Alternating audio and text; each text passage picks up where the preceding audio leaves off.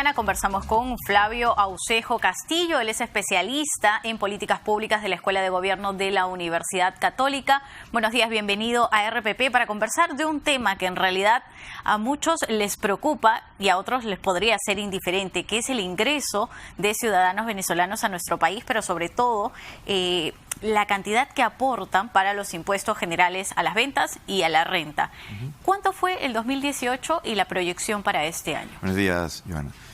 Efectivamente, uno de los aspectos que ha pasado un tanto desapercibido es el aporte económico que viene de esta migración de ciudadanos venezolanos que venimos viviendo desde hace más o menos 3 años, ¿no? En términos generales, según un estudio que ha hecho el BBVA, muy interesante, señala que el aporte económico para el año pasado más o menos alcanzó los 180 millones de dólares entre renta e IGB, siendo principalmente el IGB en total, ¿no? Y para este año se estima que debe estar en 235 millones de dólares, ¿no? Ahora, estamos hablando de un flujo de personas en edad productiva de trabajo, me imagino, edad promedio, que ingresa a nuestro país, pero también hay un flujo de personas, de ciudadanos venezolanos que están saliendo. Es correcto, ¿no? Según los datos de migraciones, tú tienes que el año pasado ingresaron más o menos 800.000 venezolanos y salieron como 230.000. Este año ha ingresado la mitad de esa cantidad, 400 y un poco más de venezolanos, pero la cantidad de ciudadanos venezolanos que salen del país más o menos se ha mantenido en el mismo nivel que el año pasado, de 230.000. Ahora, ¿se conoce qué tipo de puestos o a qué sectores, digamos, este grupo extranjero se focaliza?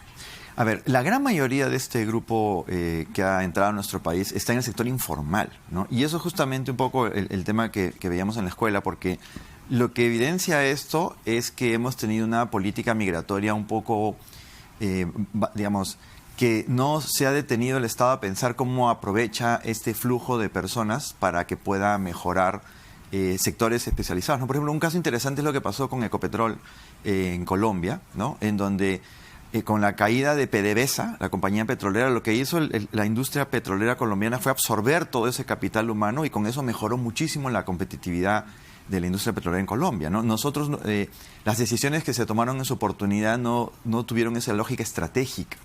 Es una lógica más humanitaria, pero no complementada con cómo estos ciudadanos venezolanos, que la gran mayoría de ellos tienen educación incluso superior, no pueden ser absorbidos por el sistema productivo peruano. ¿Y terminan en informalidad?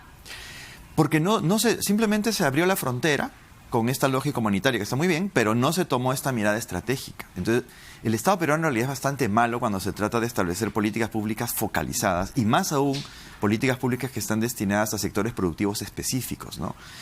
Claro, todavía hay tiempo para remediar esto, ¿no? Pero ya ha pasado, pues, años, ¿no? Y todavía no tenemos la manera como incorporar a estos ciudadanos venezolanos, que en realidad están en una edad productiva, jóvenes, tienen muy buena salud, la gran mayoría de ellos, tienen una educación que en promedio es superior a la que tenemos en de 2 años país. Aproximadamente. Exactamente, y no tenemos cómo insertarlos en el sistema productivo. Eso tú lo puedes verificar en la planilla electrónica que maneja el Ministerio de Transporte, el Ministerio de Trabajo y Promoción del Empleo, en donde te das cuenta que la cantidad de ciudadanos venezolanos que están en la formalidad es bastante baja. ¿Qué porcentaje vendría a ser cuánto? ¿De un 1%? Un poco más, ¿no? Casi el 10% en realidad, ¿no? El 10%. Porque el resto está prácticamente trabajando en la informalidad, ¿no? Y que además no solo generan impuestos en nuestro país por el tema del IGB, ¿ya? Que aunque su efecto en el PBI es muy bajito, el estudio señala que es de 0,08% del PBI, sí generan un movimiento económico importante, y eso se ve en la cantidad de remesas que remiten a Venezuela, ¿no? Tú lo ves en las ventanillas del Banco de la Nación, ¿no? Todos los días ves ciudadanos que remiten quincenalmente o mensualmente recursos a su país. Ahora, ¿es una oportunidad para mejorar la competitividad o no? ¿Cómo se ha visto desde el estudio que ustedes han realizado? Bueno, ese estudio lo ha realizado en realidad el BBVA, ¿no? Nosotros un poco lo estamos comentando porque nos parece un aporte muy interesante a la discusión, porque es una dimensión que no se ha visto analizada, ¿no? Y en efecto, todavía hay espacio en donde tú puedas incorporar a estos profesionales en actividades en donde el Perú todavía no tiene políticas sectoriales específicas y en donde podría ser interesante incorporarlo, ¿no? Por ejemplo, cómo fortalecer agroindustria, cómo fortalecer actividad forestal, cómo fortalecer actividad acuícola, turismo, ¿no es cierto? Más allá de la propia minería o actividades productivas, en donde tú requieres, digamos, algún tipo de un capital humano que tenga cierto nivel de preparación y que podría ser perfectamente aprovechado. Pero de nuevo, ¿no? Eso implica políticas públicas sectoriales bastante focalizadas. Ahora, acá estoy leyendo unas cifras que, si bien es cierto, son del año 2018, es del impacto fiscal en total, que son de 27 millones de dólares en educación y de más de $1 millón en salud. Entonces, sí estamos hablando de un aporte o incremento considerable. Sí, claro, porque evidentemente estos ciudadanos que vienen al Perú en familia requieren que sus hijos sigan yendo al colegio, ¿no? Y entonces eso representa también un gasto para el Estado, porque se tiene que invertir, digamos, en proveer de los elementos pues, que corresponden a aquellos niños y niñas jóvenes que van a los colegios públicos o privados peruanos para poder seguir con su educación, algo que es totalmente legítimo, ¿no?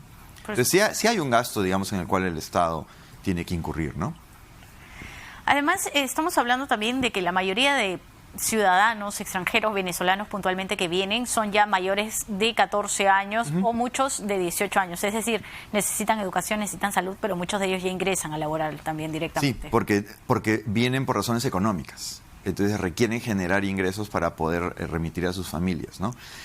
Pero como decíamos antes, ¿no? El estudio señala con bastante detalle que el nivel educativo que tienen es un nivel promedio superior al peruano, ¿no? Y en consecuencia eso puede ser aprovechado de manera significativa en sectores productivos. Que no se ha hecho hasta ahora. Que es lo que no se ha hecho, ¿no? Y es algo que todavía, repito, estamos a tiempo de poder hacerlo, ¿no?